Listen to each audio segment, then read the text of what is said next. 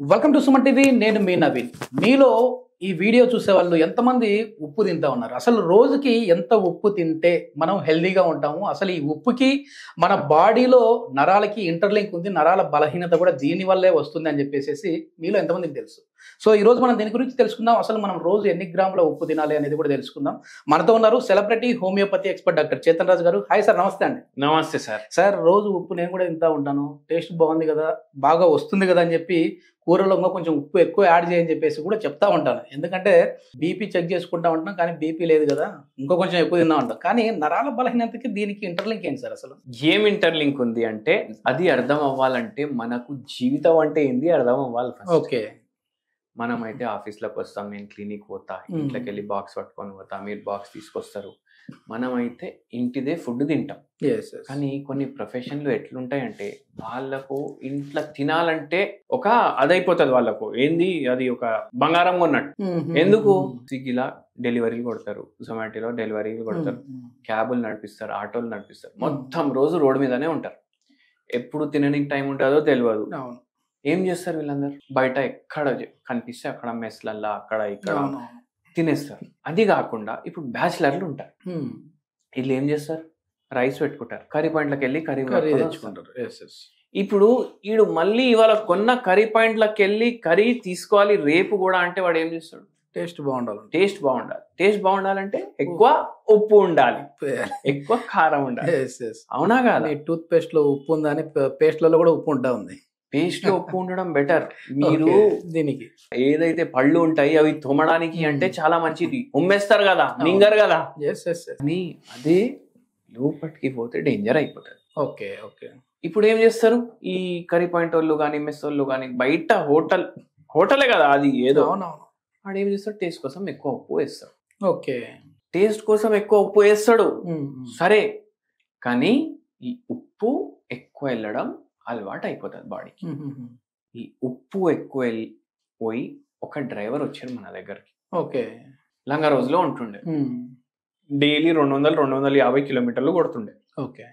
వచ్చి ఎక్కడ తింటారు? బయట తింటారు. ఎన్ని పూటలు? 2 పూటలు. బండి ఎన్ని గంటలు నడుపుతారు? 16 గంటలు 18 గంటలు అంట. ఎందుకంటే మళ్ళీ ఖర్చు, జాబే అది. నడుతుండు, సరే నడుతుండు ఓకే. కానీ ఇప్పుడు 2 పూటలు బయట అవుతుంది, ఉప్పు ఫుల్ పోతుంది బాడీలో. మళ్ళా దాని తర్వాత ఈ పేషెంట్ కి బీపీ వచ్చింది. పేషెంట్ ఏజ్ 34 ఏండ్లు, బీపీ వచ్చేసింది. ఓకే. బీపీ తర్వాత షుగర్ వ్యాధి వచ్చింది. ఓకే. షుగర్ వ్యాధితో పాటు నరాలు దెబ్బపడ్డాయి. Okay okay. బండి నడిపించేటప్పుడు చేతులు షేక్ అవుతున్నాయంట. ఓకే. వెనుకోనికి తెలిస్తే ఎంత భయపడిపోతాడు, ఈడి ఆడేస్తాడు అని. లెఫ్ట్ కి మలుపుకోవడానికి ఇట్లా తిప్పి చూస్తాం కదా మనం, రైట్ కి మలుపుకోవడానికి తిప్పి చూస్తాం కదా, సడన్ గా ఇట్లా ఒక్క క్షణం కోసం అన్న చక్కెర వచ్చి వెళ్ళిపోతుంది. ఇంకా ఆ ఫీల్డ్ లో వాళ్ళకి చాలా డేంజర్, చాలా డేంజర్. అరికాల్లో తిమ్మిర్లు, మంటలు. సూదులు తీసుకొని కాళ్ళలో ఎవరో గుచ్చుతున్నారు పడుకునేటప్పుడు. ఇట్లాంటి ఫీలింగ్ వస్తుంది. నిల్చుంటే ఎప్పుడు పడిపోతాననేసి భయం. ఇప్పుడు 4 గంటలు బండి నడిపినాక దిగితే ఇట్లా మొత్తం ఇట్లా చక్కర నరాలంతా ఎఫెక్ట్ అయినాయి. Okay okay. అయితే ఏంటంటే రికమెండెడ్ డోసేజ్, ఇప్పుడు మన ICMR, Indian council of medical research, వీళ్ళు ఏం చెప్తారంటే 5 గ్రాములు తినొచ్చు రోజు. 5 గ్రాములు అంటే 5 గ్రామాలు కాదు, 5 గ్రాములు తినొచ్చు. మనం ఏం చేస్తాం? ఫస్ట్ ఆఫ్ ఆల్ మనం కొందరు రైస్ ఉడికేటప్పుడు కూడా ఉప్పు వేస్తారు, కర్రీలో ఉప్పు వేస్తారు, పప్పులో ఉప్పు వేస్తారు, పప్పు చారులో ఉప్పు, అన్నిట్లో ఉప్పు. మళ్ళా ఉప్పు సపరేట్ గా టేబుల్ మీద సజాయిస్తారు, మళ్ళా టక టక టక టక స్ప్రింకిల్ చేసుకోవడం. మళ్ళా ఏమైతుంది? ఒక్కొక్క మనిషిలా నార్మల్ గా అంట ఇండియన్స్ లా 10 గ్రాముల కన్నా ఎక్కువ తింటున్నారంట. 10-15 గ్రాములు ఎక్కువ తింటారు. అయితే ఏమైతుంది అంటే వాసో కాన్స్ట్రిక్షన్ అవుతుంది బాడీలో, అంటే రక్తనాళాలు ఇట్లా దగ్గరికి అయిపోతాయి. మళ్ళా దాని తర్వాత కిడ్నీల పైన ప్రభావం పడుతుంది, వాటర్ రిటెన్షన్ అవుతుంది బాడీలో, క్రియాటిన్ వాల్యూ పెరుగుతుంది. లాంగ్ రన్ లో ఏమవుతుంది అంటే కిడ్నీలు చచ్చుబడిపోతాయి, బీపీ వ్యాధి వస్తుంది, హార్ట్ అటాక్ వస్తుంది, షుగర్ వ్యాధి వస్తుంది. ఇప్పుడు ఇంతమంది చేస్తున్నారు కదా, ఈ డ్రైవర్కి ఎందుకు అయింది? ఏదో టెన్షన్ ఉంటుంది కదా. మనం అడిగి ఏముంది అయ్యా టెన్షన్?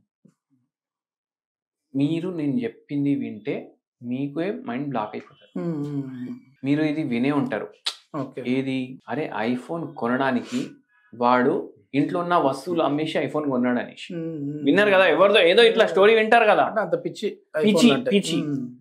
అయితే ఏంటంటే ఈయన కారు నడిపిస్తుండు. ఇప్పుడు ఒక మనిషి, ఒక ఫ్యామిలీ మొత్తం పైకి రావాలంటే మొత్తం ఫ్యామిలీది కోఆపరేషన్ ఉండాలి. ఈయన భార్యకి ప్రాబ్లంలు ఉన్నాయి. ప్రాబ్లం యాక్చువల్లీ లేదు, కానీ అట్లా పరిస్థితులు అట్లా అయిపోయినాయి. ఏంది, ఇప్పుడు ఏదైనా చిన్న ఫంక్షన్ అయింది అనుకోండి, భార్యకి పిల్లలకి కొత్త బట్టలకి 20,000, 30,000, 50,000. ఇప్పుడు వాళ్ళ ఇంట్లో దావతుంది. ఒక వారం తర్వాత పేషెంట్ చెప్తుంది మనకు మొత్తం 50,000 అడుగుతుంది వాళ్ళ వైఫ్. ఎందుకు? బట్టలు కొనుక్కోవాలి. ఇట్లనే ఎన్నో బట్టలు జమ అయినాయి, మళ్ళా ఏరంట. ఎందుకు? ఒకసారి వేసినాం కదా. అయితే పేషెంట్ చెప్తున్నా, అరే నేను డ్రైవింగ్ చేస్తా అనేసి చెప్తున్నా. ఇంత అర్థం చేసుకోలేకపోతే ఏమనేసి చెప్పాలి? ఆ సామాన్లు, ఈ కాస్మెటిక్లు, ఆ బట్టలు, ఈ జూతలు, అవి ఇవి పోయి నాకు అసలు ఈ వీటికి నేను అప్పులు చేస్తున్నా అనేసి చెప్తుంది పేషెంట్.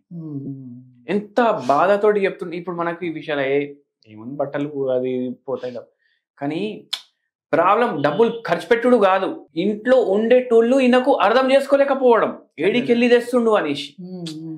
ఆ బాధతోటి ఎక్కువ గంటలు నడిపి అదే ఆలోచించుకుంటా ఉండి, మళ్ళీ ఇది వారం 10 రోజుల విషయం కాదు, 10 సంవత్సరాల నుంచి ఇట్లానే నడుస్తుంది.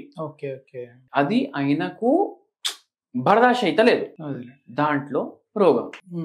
అట్లా పేషెంట్ కి మందులు ఇచ్చినాం. ఈ తిమ్మిర్లు, మంటలు, చక్కెర రావడం 3 నెలల్లో తగ్గిపోయినాయి.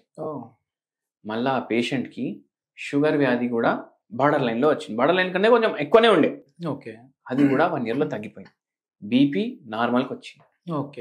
కానీ ఏంది అంటే ఇప్పుడు మీరు పైనకెళ్ళి ఉప్పు వేసుకోకపోతే కూడా, ఇప్పుడు రాక్ సాల్ట్ అని ఉంటుంది, దీనిలో బదులు అవి వాడచ్చా? అవి వాడొచ్చు అనేసి మీరు అంటున్నారు కదా, నేను అదే పాయింట్ చెప్పబోతున్నా, మీరే చెప్పారు మీ నోట్లకెళ్ళి. రాక్ సాల్ట్ ఉంటది, ఇది ఉపవాసం ఉన్నాడు జర వాడతారు కొందరు. ఏంటంటే రాక్ సాల్ట్ కి సముద్రంలో ఉన్న సాల్ట్ కి తేడా ఏంది నేను చెప్తాను.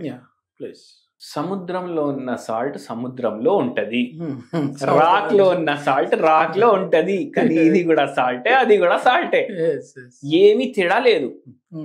అట్లాంటప్పుడు అరే రాక్ సాల్ట్ హెల్త్ కి మంచిది అంట అనేసి వీళ్ళకు ఎవరు అంట అనేసి చెప్తారు, అవునా కదా? అంట వీళ్ళకి కూడా తెలియదు కన్ఫర్మ్, తినండి ఎక్కువ. ప్లస్ ఇంకో ప్రాబ్లం నేను రాక్ సాల్ట్ తోటి చెప్తా. రాక్ సాల్ట్ లో ఇంప్యూరిటీస్ ఉంటాయి.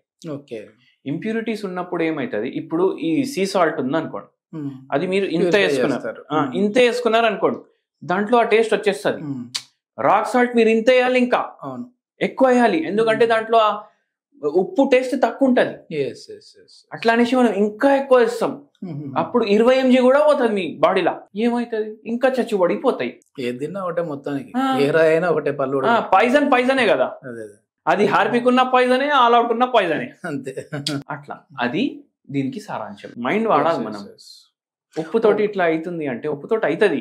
ఓకే సార్, చేతన్ రాజు గారు అంటేనే ఒక హోమ్ రెమెడీ ఎక్స్పెక్ట్ చేస్తా ఉంటారు. మరి అసలు ఉప్పును అవాయిడ్ చేయమన్నారు, మరి దాన్ని రీప్లేస్ ఏంటి మాకు అని చెప్పేసి అడుగుతా ఉంటారు. అదే విధంగా హోమ్ రెమెడీలో ఇంకా ఎట్లాంటి ఇవి ఉన్నాయి నర్వ్ వీక్నెస్ అనేది తగ్గడానికి? వేమన పద్యాలు ఓకే, ఒకటి ఉప్పు గురించి ఉంటది. అవును, దాని పద్యంది 2 లైన్లు చెప్పండి. ఉప్పు కప్పు రంబు నొక్క పోలిక నుండు, చూడ చూడ రుచులు జాడ వేరయ్య.